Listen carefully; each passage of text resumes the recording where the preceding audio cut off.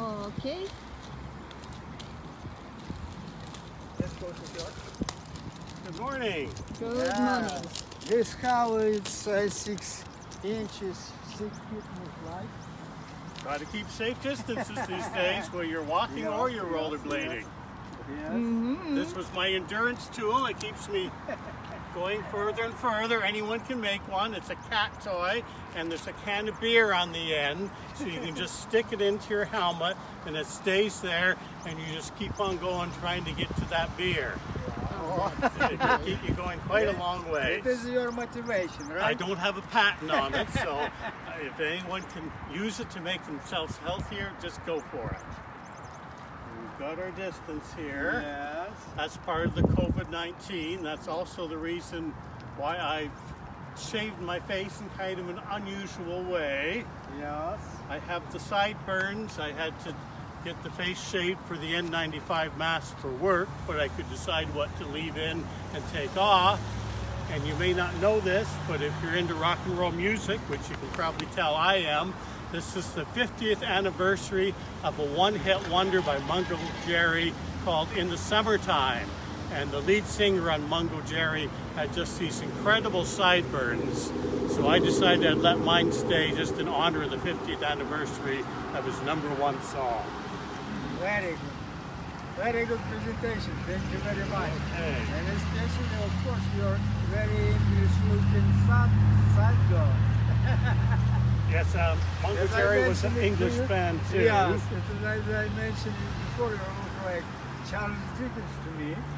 And no one in Canada actually looks this way, in case there's viewers from other countries. This is Yeah. just my Mungo Jerry celebration. Yeah. So I guess this is the way my forefathers looked. Alex, this is he's the first generation of his family in Canada. Mine go back about 8 generations.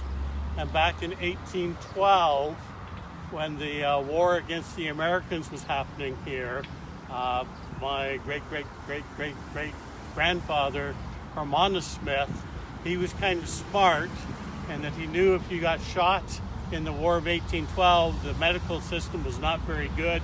They had to amputate to stop gangrene.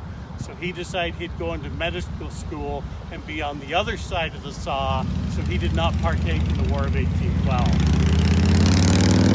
So you are following his footsteps, right? Following his footsteps with the beard, I don't seem to have the money as the doctor What would about have. the healthcare? helping some people, right? Your way.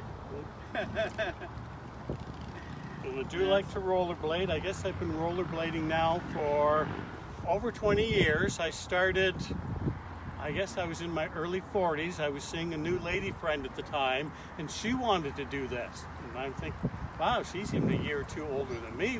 We're both in our 40s. Bones break at this time. But it was something we could do together, and the lady friend didn't stick, but the rollerblading I really enjoyed, and I've kept that up for over 20 years now. And I just go on rollerblading one-day excursions.